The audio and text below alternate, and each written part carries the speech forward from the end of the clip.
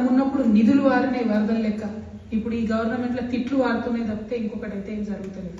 యథా రాజా తదా ప్రజ అన్నట్టు ముఖ్యమంత్రి మంత్రులు అదే పనిగా తిట్ల దండకం చదువుతుంది తప్ప ఇంకోటి లేదు.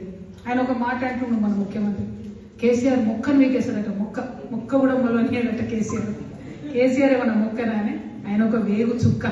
ఆయన ఈయన చూడగలుగుతాడా, అసలు ఆలోచన చేయగలుగుతాడా, ఆయన ఈయనకు అర్థమవుతాడా, అంతం చిక్కుతాడా?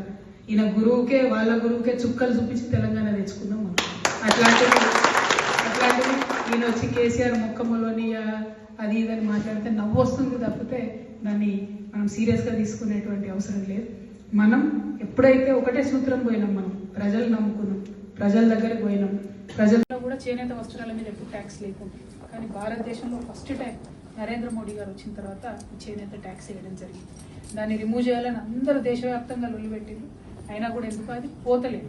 అయితే ఇక్కడ రాహుల్ గాంధీ గారు మన రాష్ట్రానికి ప్రచారానికి వచ్చినప్పుడు ఏం చెప్పారంటే, సరే మోడీ గారు వేసిరు 5%, మేము తెలంగాణలో అధికారంలోకి వస్తే ఈ 5% మేము రద్దు చేస్తామని రాహుల్ గాంధీ గారు జడ్చర్లలో సభ జరిగినప్పుడు మన కుల బాంధవులందరినీ కూడా కలిసి వారు చెప్పడం జరిగింది.